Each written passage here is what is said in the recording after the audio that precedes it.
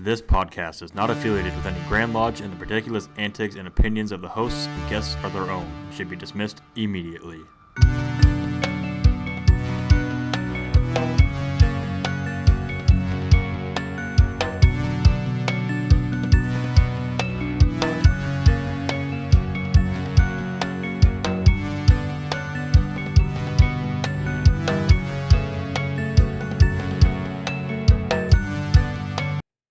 Hello and welcome to Season 3, Episode 13. Oh, I like it. Ooh. And the crowd goes, whoa. I'd like to give a big thanks and shout out to Homeward Handyman Services, the Insurance Center, the Corporal Dagan Page Foundation, and of course, our glorious Patreon supporters. Yes, thank you very much. I think eventually, Keith and I were talking the other day that, because we don't do this for profit. Originally we were getting equipment and stuff, but I think we're pretty solid on equipment now. Mm-hmm. Until something breaks. But I think, Yeah, you had to say that out loud. yeah, I think we may be starting either a traveling fund or a transportation allotment for guests to come here. Ooh. Ooh. Very interesting. Yeah, it's a destination vacation in wonderful Omaha, Nebraska. Or Blair, Nebraska. Blair, Nebraska. Just a country mile north of Omaha and Blair, Nebraska. Country mile. Mm-hmm. We're country folk. You are. You live in the country too. Oh, I do. Never mind. All right, Jim, what have we been up to the last couple of weeks? Oh, man, I've been doing everything. Our lodge is now proficient in the Fellowcraft degree, so we check mark that. I helped last night. Mary might see this. I helped cook, so don't tell my wife I cooked. She doesn't know I cooked. Don't let her know that. That's code for drink whiskey, Mary. Well, Mary, if you're watching, that's what we were talking about. It's not eat unhealthy stuff that's bad for your diabetes. It wasn't a whole lot. It was wild game. It was Oh, good. that's good lean. And there was some protein. There was some dessert. Uh-oh. We don't want to talk about. He didn't eat any of that, Mary. And then today I got to go on a good healthy ride with the Widow's Sons. So I got the motorcycle out. The weather today is spectacular. Tomorrow, not so much. So Not so much. I better get the bike out while the weather's still tolerable. Mm-hmm. We decided to do a lot of the bulk of our construction for this weekend in our new shop today instead of tomorrow, because today is 75 and tomorrow is heat index of 108. Right, and it's going to be that way for a while. So welcome to the Midwest. I will be in the lake most of the day tomorrow. I've been up too much Masonically, kind of going over senior warden lines for the upcoming degree. Mm-hmm. Like once. I mean, it is me still. You did fine last time. Yeah, I did okay-ish. You did great. You won't admit it, but you did great. The last time we did this degree. Yeah, I did okay. It could have been better. Let it go. Let it go. Let it go. And we've gone downhill already. Ah, our viewership just took a nosedive. We're off the rails already. Heath, what about you? What have you been up to? Well, I started a new job. Hell yeah. I don't have to break my hand and, do stuff like that in my new job. So I noticed he keeps saying job. He hasn't said anything about working. Well, I really haven't been, because I've been doing training the last 2 weeks. The required HR training? Oh, no. Well, that's part of it, but also job training. And I will be for about the next 3 or 4 weeks. Yeah. He showed a video of him scrolling of the list of trainings he has to do. There's about 300 tasks that I have to complete that are about 10 to 15 minutes each. Wow, that sounds like a job in and of itself. Yeah. Yeah. It's a pretty sweet gig, though. It is. It's a great company. So next time you're 17 years old, and you said, Dad, I want to be a mechanic. And your dad says, Don't do it. What's wrong with you? Hey, Listen to your dad. Being a mechanic got me this job. Well, that's fair. I'm still a mechanic. It's because I are smart. I'm not a mechanic, but I like to play one in the garage. Thank you, YouTube. This message brought to you by. All right. I think we're good with that. Mm-hmm. Is that a wrap? Oh, wait. We're here to do a show. We are. Yeah. Well, All right. we're here. We're trying to do a show. We're here. All right. So, our guest tonight is a man that I've known ever since Heath was maybe 10 years old through Boy Scouting. I will let him introduce himself. So, tell us who you are, what lodge you belong to, and how long you've been a Mason. My name is Wally Farley, a.k.a. Donald W. Farley. Depends on if you're government or friends. Well, and if you're at the Scottish Rite, it's Wally Too Tall Farley. Yeah, that too. I am a member of Centennial Lodge, currently the Worshipful Master. I have been a member of the Masonic world for 61 years. That's a little misleading because I took about a 40-year hiatus in the middle between the military and college and working for a company where nobody was a Mason. So to get that point across, if you've stepped away, it's never too late to come back. Never. I did come back. Just in a way, sorry I didn't come back a little sooner. I could have. I just basically had lost a little bit of my way. The only thing I did consistently for 60 years is pay my dues. Hey, That was sometimes that's what it takes. That's valuable. That's actually valuable for the lodge. It is. And when I demitted, I was so happy. I was raised in West Los Angeles, California, and the dues, the last time I paid them was $188 a year. Ooh. It was quite a step down when I joined Beehive. Yeah. Not bad. And my bank account was very happy. Yeah. So you said you were working. What were you doing? Because I know I personally know you, and I know you're retired. What did you do? It's a long and involved answer. Uh-huh. I spent, assuming that I started when I was 13 because my dad owned part of one of the subsidiaries, we bought and sold used college textbooks. We're junk dealers, according to the IRS, or salvage is what they called us. Traveled a lot. And then when the company was on the brink of folding, I went to work for CHI Health. I had done computer support for the field team at the book company, and that transitioned really nicely into a job with CHI Health.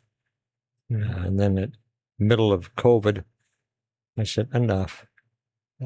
I'm done with this. Well, the demands were such that, as I told my boss, it feels like I'm working full time and trying to go to school full time. And the breaking point was HR recruiter came to me and said, can you have 4 systems set up by Monday? This was on a Thursday afternoon. I said, yeah, we can probably do that. Where are these people? Florida, Missouri, Minnesota. I said, no way. And shortly after that, I said, boss, I'd be done.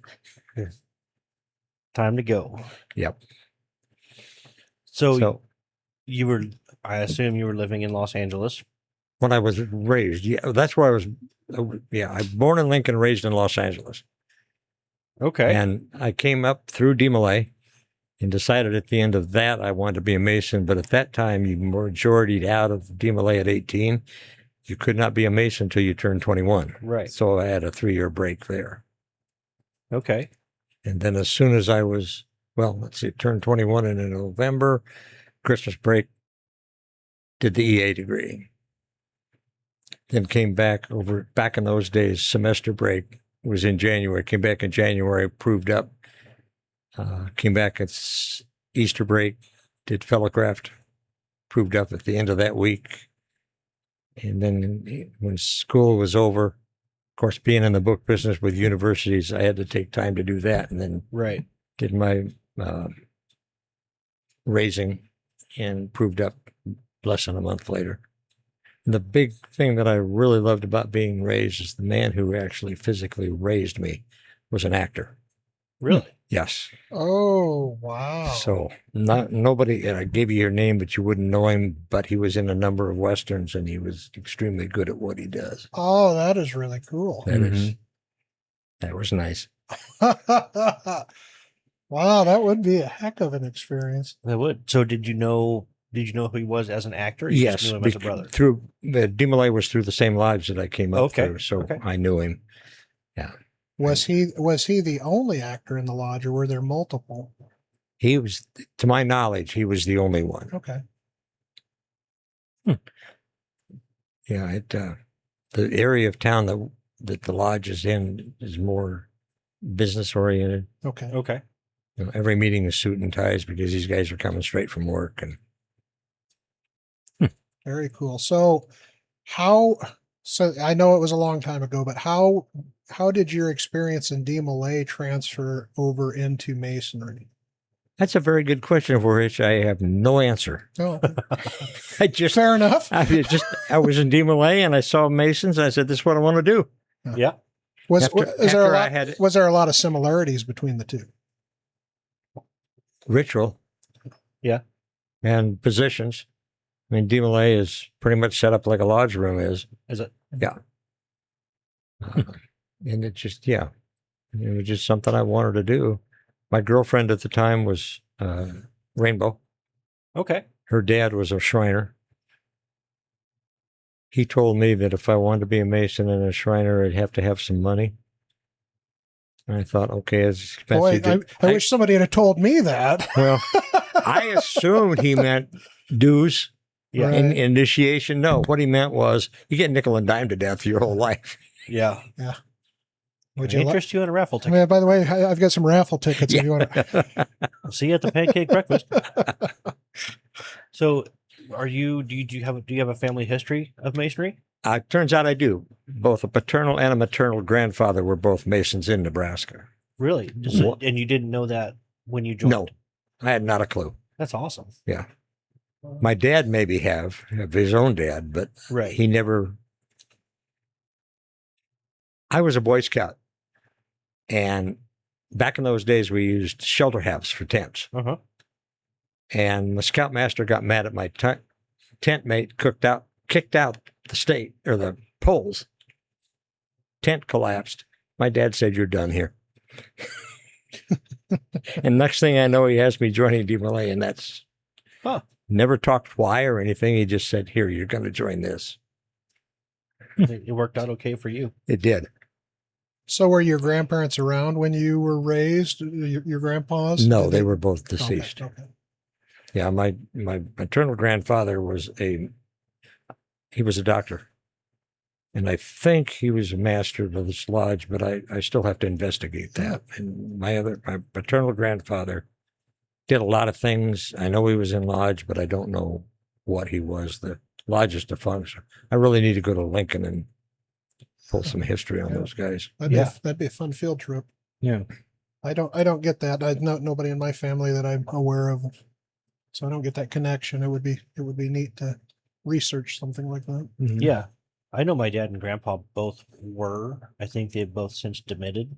Well, my grandpa's gone, but I think he demitted before he died for whatever reason. I mean, that was back in the day where you could get kicked out for being late on your rent, I guess. I didn't know that, but apparently that was a thing. Yeah. Yes. So, Wally, what part of Masonry still really gets you excited? Fellowship. Come on, Brandon. Yeah. Just being with people. I think it's a very, very common answer. Mm-hmm. Brother Micah said it the best. Is there's like he came to visit the podcast in our way old studio, Mm-hmm. and he said at the end of the night, he said there's more Masonry happening right here than there is ever in a Blue Lodge. Mhm. And he's right. We're hanging out, we're having a couple of drinks, we're Mhm. talking about the brotherhood, and it seems to be that's where the conversation goes. Anyways, Well, you talk about the brotherhood and you talk about other things. Yeah. Except politics and religion. right. Well, I'm going to make this a two-parter because Ooh. I can't ask this first question without asking the second one, or vice versa. Percy Vicey? I understand you were in the military. What branch of the military were you in? Air Force. You were Air Force. What did you do in the Air Force? Flew- To the ability of what you can tell us. Ooh. No, what I did in the Air Force was nothing secret. I was a pilot. Okay. Vietnam. What did you fly? I flew a Caribou. It's a I'm two-engine. You mean like Santa Claus? Yeah. No, I'm looking it up right now. I got pictures. I believe caribou are reindeer, aren't they?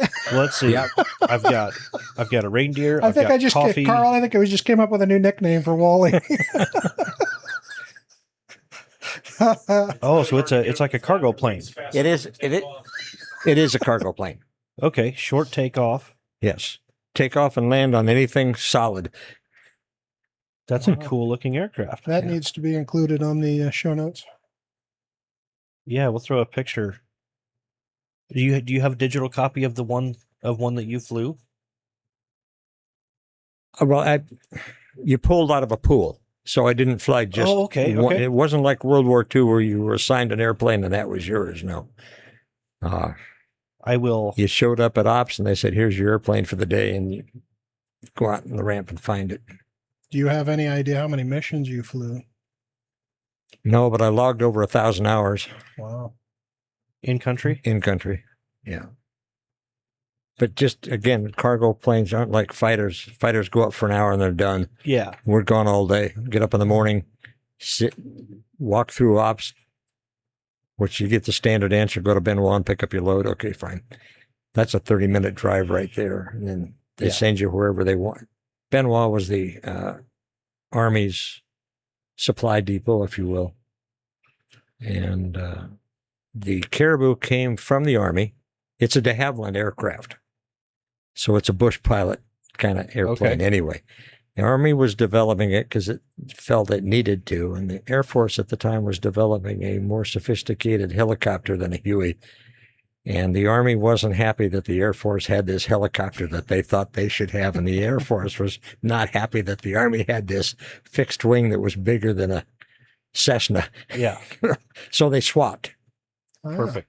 But when the swap, airplane was owned by the Air Force, the crew was Air Force, but the cargo space was owned by the Army. Okay. So we basically did what the Army told us to do. So you were dropping. Did you know what you were dropping? Most of the time. Okay. Yeah, there was loads that, who cares? Yeah. But yeah, when I was offloading ammunition on the Cambodian border, yeah, I knew what was back there. So more of resupplying and. Well, this was for an invasion they did in late 69. And we were directed to this airfield and told to offload. And learned how to offload without any forklift there. Okay. Without tipping the airplane on its tail. I'll tell you, I won't subject you to this on camera, but I'd love to hear some stories. I think we're very quickly running out of World War II guys. Mm-hmm. You're quickly running out of Vietnam guys too. Exactly. And you guys are a vast resource of knowledge and experience and storytelling. Mm-hmm. And I know almost none of you guys were welcomed home when you came home. I was not harassed, fortunately. Yeah. I do know brothers that came home from Vietnam that were. Oh yeah. I've read stories, and I'm sure. Well, I was surprised. Can I tell a story? Absolutely. Okay, so I came back from Vietnam, and I'm assigned to a base in Sacramento that doesn't exist anymore. My job was to fly navigator students, for the navigator training school. And I took leave to buy books because my dad was in the business. He needed the help. He sent me to Berkeley. Okay. Ooh. Yeah. Ooh. Air Force haircut, military haircut and everything. Yeah. And I was really surprised. Not a problem. Really? Wow. No, nobody harassed. Nobody said anything. Nobody asked, and I didn't volunteer a damn thing. Right. Right. Right. So that was my experience. Yeah, I'll be yeah. damned. So the second part of the question, the Yes. reason I had to ask that is I am the only one on these couches with no military. I hear about the brotherhood, the camaraderie in the military. I hear about it in the fraternity. How would you compare them? Compare and contrast them. Are they similar? Are they completely different? In a lot of ways different. I mean, I don't have really any friends from Vietnam. It was a transitory thing. Everybody came, spent a year, left. When I got to Sacramento, I got involved with two other guys, friends, all of us single. Went to see one of the members last summer. Found out that a third of us had disappeared off the face of the earth. Mm, The gentleman in Sacramento, he and I have been in loose contact all this time. Yeah. Since I separated. The other one, not so much. And I learned that the internet is a wealth of information. Mm. Greg told me couldn't find Dean. They both separated as LCs out of reserves. Dean disappeared. Was it just a matter that you lost touch, or is it something that you didn't really want to have anything to do with each other? No. I just lost touch with Okay. Dean. He wasn't a communicator. I went to his wedding back out to Sacramento, as I did for Greg's wedding. But what intrigued me was when Greg told me that he'd lost track of Dean since they separated. I got curious. So I came home, popped up Google and said, find this guy. Yeah. He's living in Florida. I got his phone number. I haven't called him. If he wanted to disappear, I'm not gonna do that to him. But Sure. it just, we were good friends. The guy that disappeared, he had a Jag, as in Jaguar. Yeah. Had a XKE, one of the first ones that came out. He let me drive it one day. I think when I was home for his wedding, back when it was his wedding, went through a 2 left turn with that Jag and came out doing 45 miles an hour. Scared the shit out of me. I had no idea how fast I was going. I just know I was beating that light. Right. And I straightened out, looked at the speedometer, and said, 45. I said, oh shit. And how fast I was going in the turn. So I would add to that, Jim. I think they are different in a lot of ways. Mhm. And I think in some ways they're very similar. When you run into a Mason, much like you run into another service member, there is an instant bond. You have both been in the same place. You both experienced the same things. Relatively. Mhm. Like, everybody in the military has been through basic training. We've had some level of combat training, maybe combat experience, which is very few. But there is that level of, we've been here before. Mhm. So in that way, they're very similar. Sort of. Right. For instance, if I go from here to Pittsburgh and meet a veteran, I don't get the same welcome from that person that I would from another Mason. Really? Yes. It would be, gee, where'd you serve? Okay, fine, bye. No kidding. It's interesting. Yeah. So when you came back, did you have any intention or any thoughts of continuing? A lot of the guys get out of the military, and then if they were pilots, they continue into the commercial, or was it that you just were looking at the family business? No, I looked at the airlines. Mm. In fact, I pissed my boss off. Took a 3-hour layover on a trip, which I should have done just in 45 minutes to an hour. Yeah. I took an extra couple hours. Went to visit at one of the airlines that I would like to fly for and went and talked to their HR people. And at that time, this would have been 74, probably. There was a lot of layoffs the previous 2 years in the airline industry. And I was told that they're just in the process of recalling furloughed pilots. So my next question is, how many are actually coming back? And the answer was 98%. Really? I lost my interest. Yeah. It was partly because of that, but partly because I had flown, other than pilot training, nothing but props. Right. And jet jockeys just don't think that prop drivers know what the hell they're doing. All right. Or I think what you did is a much more analog control system, Mhm. if I'm correct, and it takes a lot more intuitiveness. You know, as I describe it, with a jet, to go up and down, it's one throttle, up, down. With a carbureted engine, it's 3 levers. Yeah. You got fuel, you got mixture, and you got the throttle. Yep. And I'm sorry, fuel and mixture is 1, throttle, and prop speed. And you've got to handle all 3 of those at the same time. And know what you're doing. Yes. Hmm. Yes.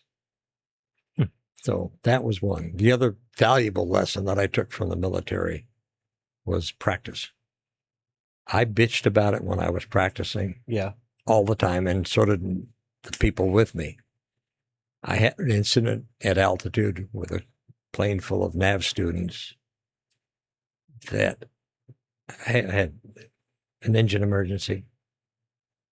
And I did exactly what I was supposed to do without thinking about it. I just did it. And that was only because of all the practice I bitched about it. Yeah. You weren't bitching about it at the time. No.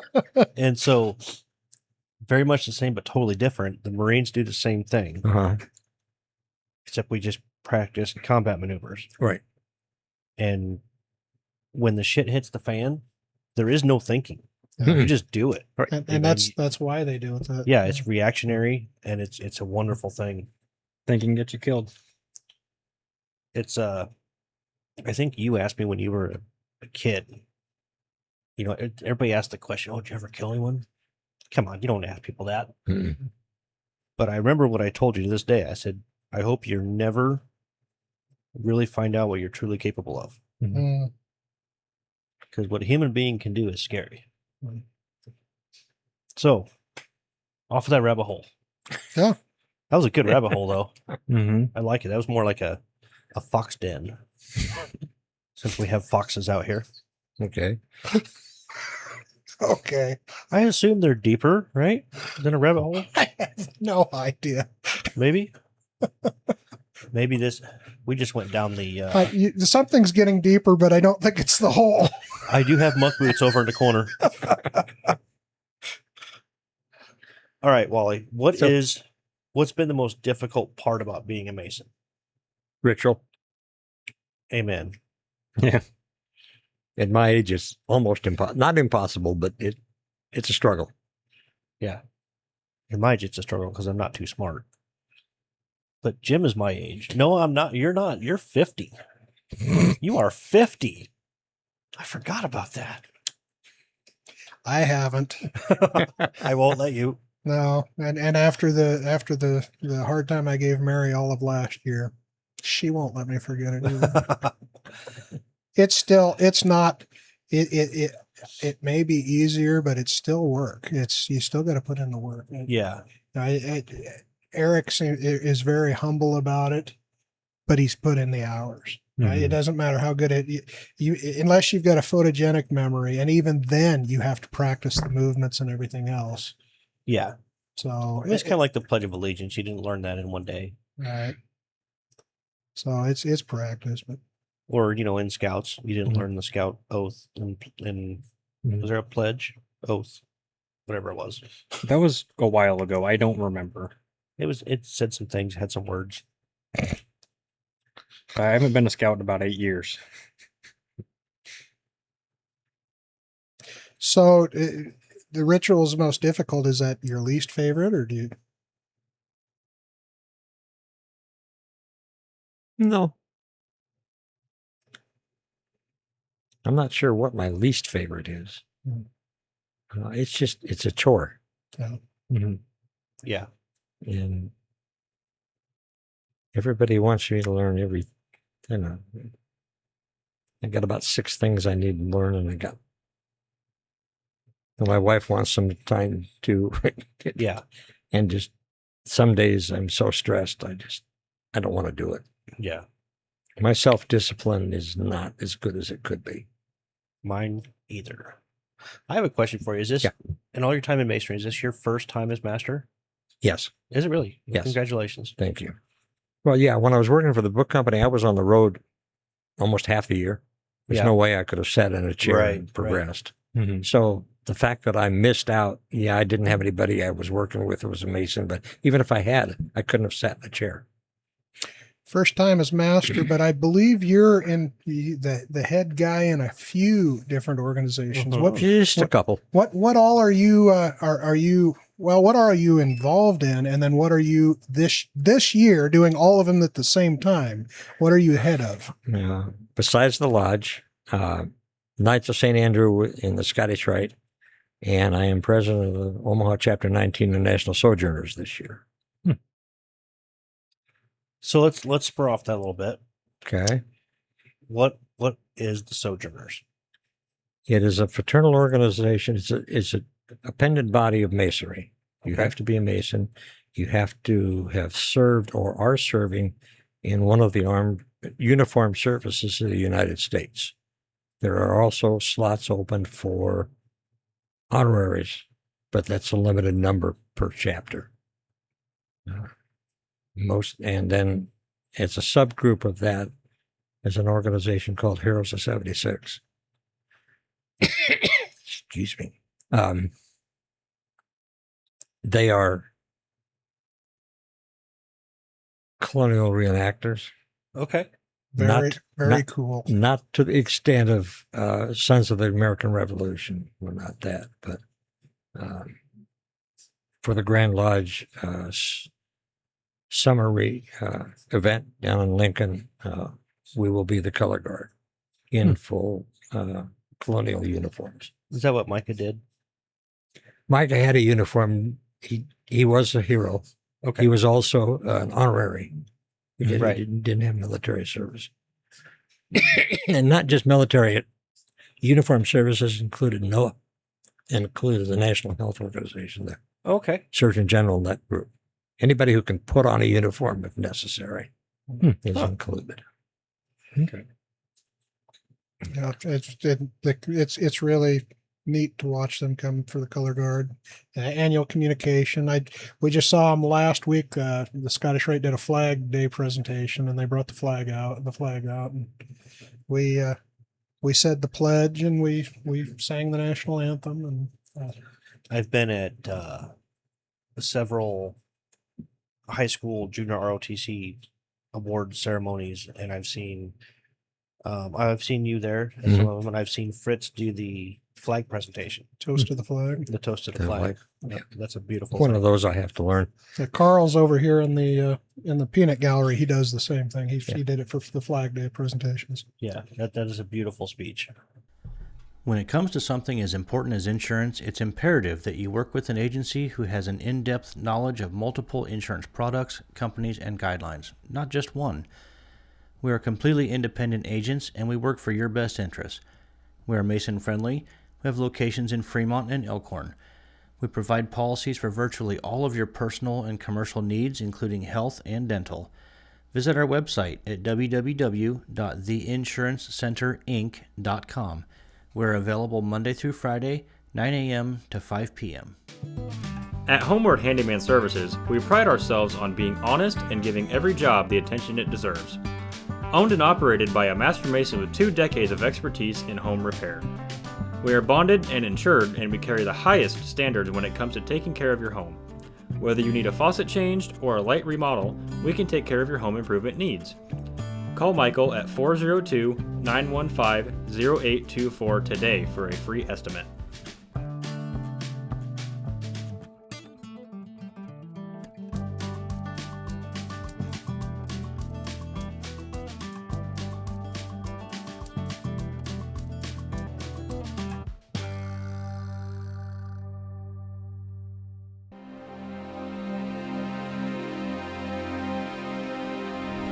Demonstrate that love never ends through the commitment to support past and present service members, the communities that surround them, and the loved ones of those whom we will never forget. Visit deganpage.org for more information.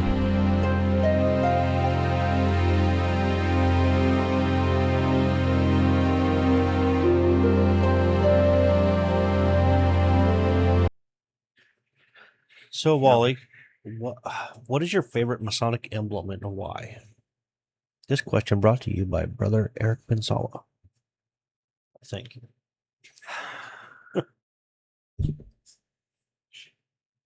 My favorite emblem? His favorite Em- emblem or well, symbol. or tool, emblem or tool. It's not me. I'm a tool. You're a tool, and you're not his favorite. I can guarantee that. I have to say the trowel. Okay. I would agree. Mine That's- should be the compass. I need to circumscribe myself. Yeah. I have a plaque from my home lodge with the trowel on the dates I was EA fellow That's craft. cool. That's very It's cool. very cool. A little plaque. It's hanging on the wall.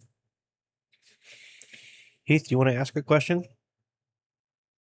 I guess we can. Yeah, we already. I think we almost covered everything. Yeah, didn't we covered the rest of them already. Well, shoot. Well, I love talking about the Knights of St. Andrew, and I've Yeah. talked about them again and again. What is it like being the venerable master of the Knights of St. Andrew? What all are your duties, and what is the life of Wally as a venerable master like? Frustrating. He's got some horrible officers underneath him.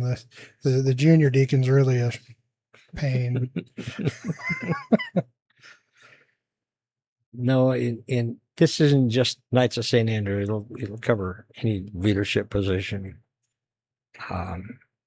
It's getting participation out of the attendees. I got a whole bunch of people that come to meetings, and we have struggled to get any help at all at what we're there for. Yeah, And I joined. Do you want a backstory? Okay. absolutely. When I decided that I'd had enough of scouting, that I just didn't relate to these kids anymore. Mhm. And I I was a member of an Omaha historical Facebook page, Okay. and just reading what's going on in Omaha, and up popped a tour that an organization was giving of the Scottish Rite. And this is about the time I'm looking to get active again. Mhm. And so I took the tour, and at the end of the tour, Kyle Beckner was one of the people doing the tours, and I sequestered him in the lounge after the tour and asked him about KSA. And I decided right then, this is what I want to do. Mhm. Okay. So I was probably already in Beehive at that point, Yeah. but this was something. Blue Lodge is important. It's my priority, but I get the most enjoyment out of KSA. Gives you that satisfaction. Yeah, I'm a server. That's what I Yeah. do. And like I said, I've covered this. I talk about the Knights of St. Andrew all the time, but if you have not heard any of the previous episodes, the Knights of St. Andrew is the service organization, service wing of the Scottish Rite. We do the functions for the Scottish Rite. We help with greeters and bartenders and you name it. And any funds that we raise doing that, we put right back into the Scottish Rite. Various wish lists they want, things that they need. But I ask Wally that same question. We talk about it because that's probably one, if not my favorite of the appendant bodies, only for the fact that I joined Masonry because I wanted to give back. I've spent so many years not doing any work or helping or anything else, and so far that is the one that I've been able to do the most in giving back. So. And that's I'm looking for something to do. Because when I retired, quite frankly, I told my wife I'm not staying home. Mm-hmm. Don't- I got a don't feeling expect she was happy to hear that. that. Initially, no, but Right. And this year's been a struggle because there are nights when I'm out almost every night of the week. Once in a while, I get a week where I'm not doing anything at all, Yeah. but it's rare. Jim almost has one of those next week. I'm on vacation this week. I've got 3 days. I think I'm home. I don't know if she's going to know what I'm doing. So I may get kicked out anyway. I'll be there all day and all night. She won't know what to do. She'll have to cook for more than just her and the dogs. Well, the leftovers last a lot longer than that. Should we have some open discussion? Well, I think Wally's got something he wanted to talk about. If we want Yeah. to bring that up, Yeah. I Okay. think Wally's got a corny subject to talk about. I do. It's a corn festival. It's the 26th of July. If I got that date right, it's the last Sunday in July. It says 26 on that piece Okay, of paper. good. I'm glad. Everything I got going through my head this year, I'm not guaranteed to be accurate on anything. Hang on, I'll pick this flyer up and I'll just fact check you as you go, Wally. Okay. No so, worries. Yeah. You're gonna fact check the AI, right? It's on Sunday the 26th of July from 11 to 1. One of our members goes out to one of the local farms and brings back 75 dozen corn The day of. the day of, yes. And they pick it that morning for him. So it's fresh. Nice. We have that, and it's an all-you-can-eat corn.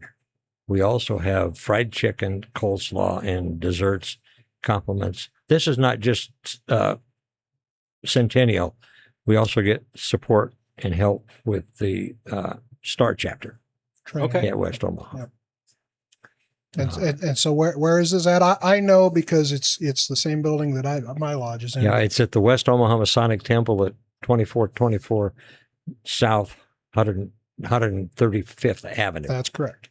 across from nursing home, and next to the Montclair YMCA. YMCA. Community center, Community and center. and school. Yeah. Yep. Oh yeah. Yeah, it is. It is an amazing event. How long have they been doing that event? Somewhere between 40 and 45 years. Okay. Really? Yeah. It's a great idea. It's one of those niche things that I don't know anywhere else that does a corn feed. I haven't heard of one, but I think that's a great idea, and it's great food. Yeah. And if you come late enough in the morning, you can even buy leftover corn from us.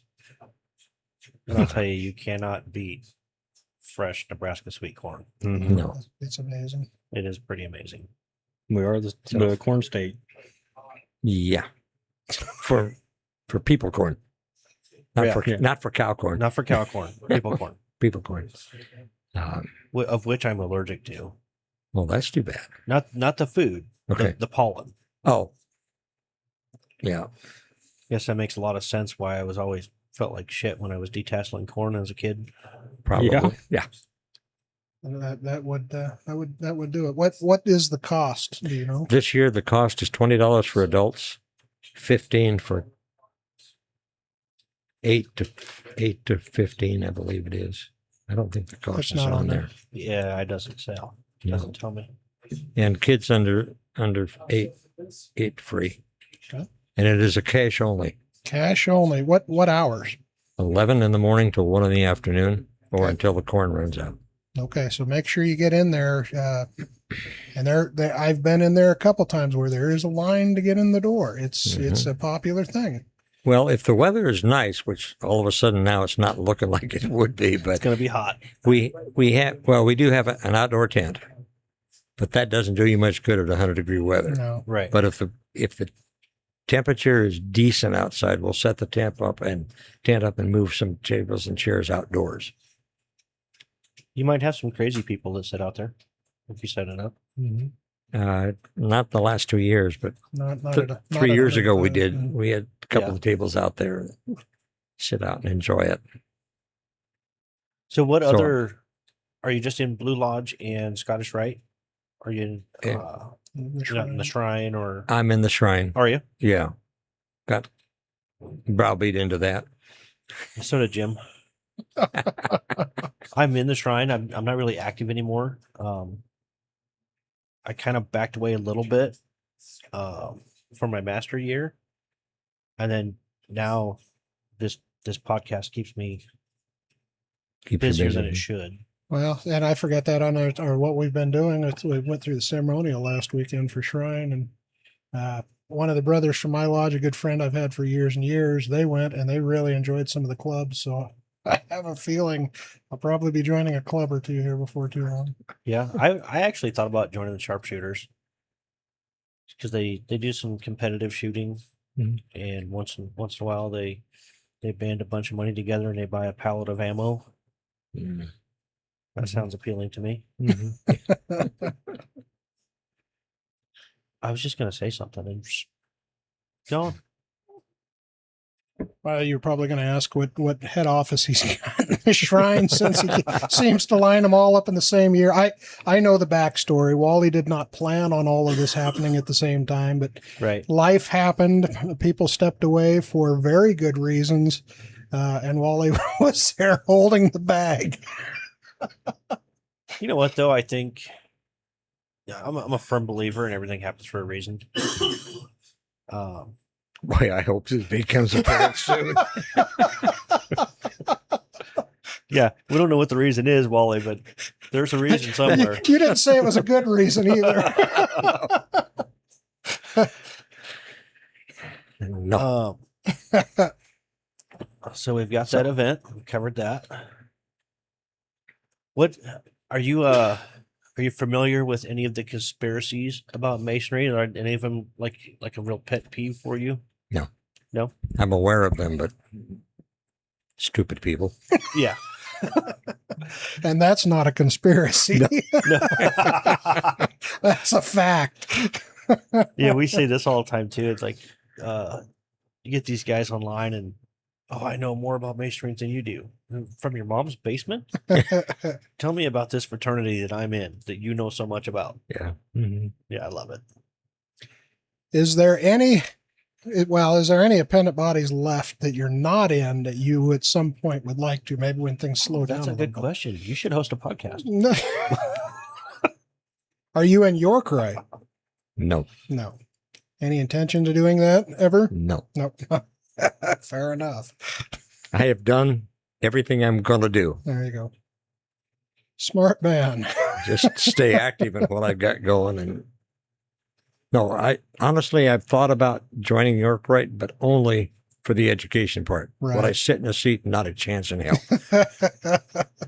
There's the reason it happened for the reason that he learned the word no. It took 20 some years in scouting to learn that, and I never did quite learn it.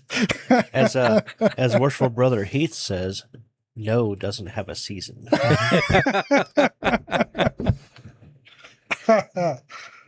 The wise man, that youngin' over there. Mm-hmm. Do you listen to any Masonic podcasts? No. Because every time I disappear where the computer is, it isn't a half an hour before I need help, or Right. I need you to look at this, or and I'm not. I can't multitask.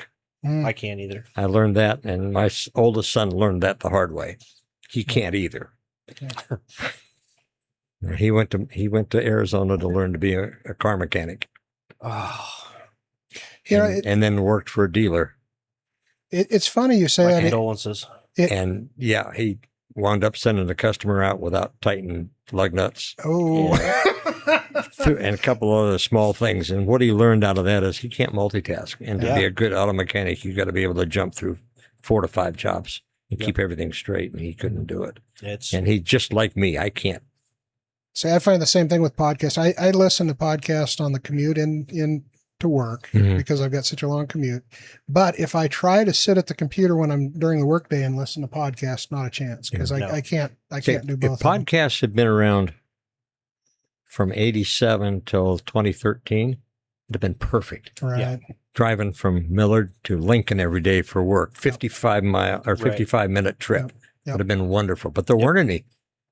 Yeah, and see up here, now that we're up here, I have a 40-minute drive to work. So I have all the time in the world to catch up. That's the same with me, but yeah, but if I try it at work, I can, for some reason I can listen to music and can do okay if it's at a lower tone or lower volume. Podcasts, I can't do both of them at the same time. So yeah, music's entertainment. Podcasts, you got to listen to it. Yeah. Your brain's got to be You active. feel like you have to focus. Right. So I don't do audiobooks either. Yeah. My friend over here almost ran out of gas one day because he was on the road and listened to an audiobook and forgot to check on gas gauge. Just got lost. Got lost in the book. Got lost in the book. Brother Heath, would you mind getting an artifact. I hope it was a good book. Right. How to check your gas gauge. How do you- It's a self-help book. Well, while he's doing that, I guess I could tell a story about running Yeah. out of gas. Yeah. My girlfriend in high school, our first date, I took my car out and it started acting up. Oh no. A 76 Ford Granada. It had problems with burning oil, so I figured it needed oil. We stopped at Walmart, got a quart of oil, pulled out of the parking lot, got onto the main drag in North Platte, and I ran out of gas on the main drag, and we had to call her dad. So one of the first times I met her dad was to come and get gas. He filled up the car, and then he said, "You know, son, you're supposed to run out of gas with the girl outside of town." And that girlfriend is now my wife, Mary. At least he has a sense of humor. He had a sense of humor about it. Okay. Heath has found an artifact. Let's let everyone see it. Ooh. That is whoa. a ceramic scimitar. You'll have to sit down and explain it in the mic. Okay, I get to explain it.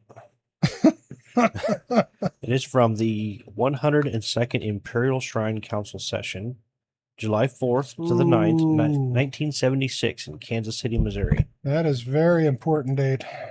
from Ararat Shrine.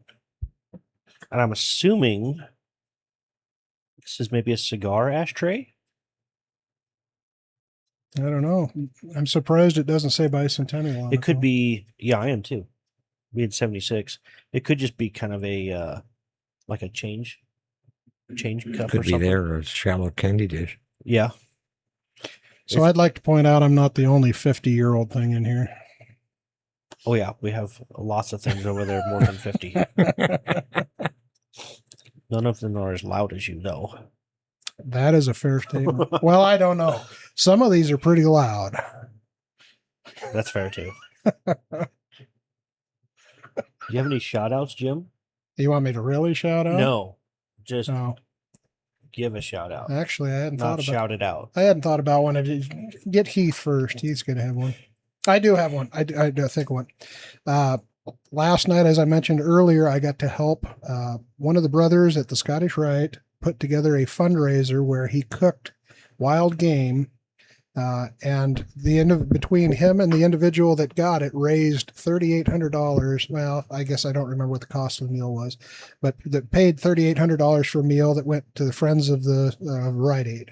And Right. so I got to do a very little part in helping in the back room, but I'm going to give a shout out to Gary Unger for doing that specifically for the fundraising part of it. There was a lot of work put into it, a lot of love put into it. Great idea. And if you want to find out how you can get that meal, it will be auctioned off again here in October. So be listening for the Friends of the of Rite Aid. No, Right Care. Right Care. I'm sorry, I said Rite Aid. Right Care. Aid, it's a drugstore. That's right. I was gonna That's say, right. isn't that a pharmacy? Yeah, I got it wrong. Yeah, I stand 9th corrected. 9th of October. 9th of October. So keep an eye out for that. But I shout out to Gary for putting that together. Jim, I thought you've only been wrong once. It's when you thought you were wrong, but you were right. When I said I'd been wrong once, I was wrong.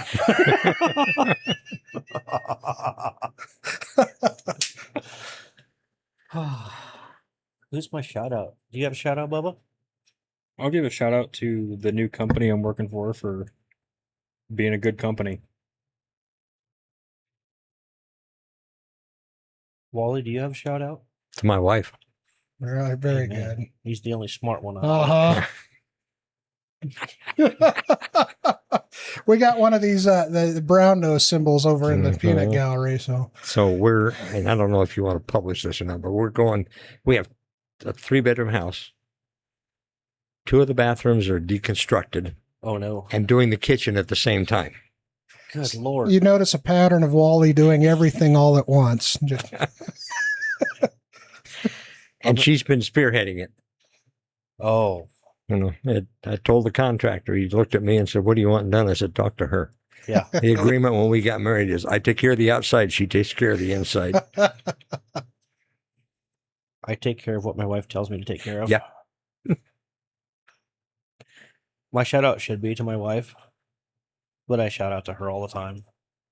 Or maybe shout out at her, to her, shout her out. About her. Shout at her. Shout. No, she's great. I certainly wouldn't have a studio in our house. I don't think with anybody else. Mhm. I'm thankful that she allows me to do this because it is fun. A lot of work, but it's fun. I think my shout out is going to be to Brother Morgan Demai. He comes out here and checks on us about once every week, maybe twice. Mhm. He usually leaves some belongings behind, so he has to come back. But he's helped us out on our project out in the shop, and he's helped out on the show, and he's the kid will give you the shirt off his back without even hesitating. So Mhm. shout out to you, Morgan. Keep doing the good work. Very cool. I think, should we wrap it? That sounds good to me. We're almost at an hour. Mhm. We'll probably be at an hour by the time we throw some commercials in there and the producer produces. Mhm. I don't know what he produces, but slightly mediocre podcast. Yeah. You know, That's not even slightly mediocre. when we first started this thing, our first episode, I think I said we'd like to come back at least 5 to 7% better. I think we've hit 8% better Maybe 8.5. since we started. I want to see how you quantify that. Well, it's just the equipment. Equipment, yeah. We I'll got- give you 8%. We got 8% better than the Walmart microphone. Well, you got better decorations. I'll give you Oh, that. yeah. Yeah, we're not going to quantify it in money spent. No, I'm sure you spent a lot more than 8% We'd on be that. a lot more than 8%. Right. Thank you, Patreon. Thank you, Patreon. No, Patreon did not pay for this stuff. That's true, I that's paid true. for this stuff. The equipment, though. Full transparency, what Patreon pays for and our show sponsors, besides the equipment, they The pay hosting. for what's that? The hosting, the Apple, and Yeah. yeah. So we have to have subscriptions Mm. to be able to put our podcast out on different websites, different podcast hosting platforms. We have our editing software, we have the camera software. Mhm. So there's subscription, but nobody's podcasting to make money unless you're like Joe Rogan. And I don't even think he does it for the money. I think he just does it for fun. Yeah. But one thing that we would like more of from our viewers and Patreon would be more comments. We really Yeah. enjoy the comments, the Mhm. feedback, good and bad, what we can make better, what you like. There's been some ideas, some of the stuff we've thrown around, some of the bonus episodes have come from suggestions from people that aren't sitting on the couches. So we would love to hear more feedback. yeah, and there's no bad ideas. The only bad idea is the one you don't bring up. Mhm. I don't know. I've heard some bad ideas, but not with this. No, not stuff I say. Okay, It's okay, other yeah. people. Other than Joe, yeah. Well, okay, yeah. I have bad I'll agree with ideas. that. I'll agree with that. I have bad ideas. Everybody else has good ideas. Like I looked at Heath one day about 3 years ago and I was like, hey, we should do a podcast. He looked at me and says, what? I said, yeah, we could do it. Couldn't we? He's like, well, probably, I guess. I said, okay, we're doing it. And here we are. Yeah. That's about exactly how it went. All right. Paraphrased. Not much of it. Yeah. All right. Well, Wally, thank you very much. You're welcome. making the Thanks for drive out having here me. and joining us. You're welcome anytime. Okay. And to all the brethren out there, travel well. Travel well.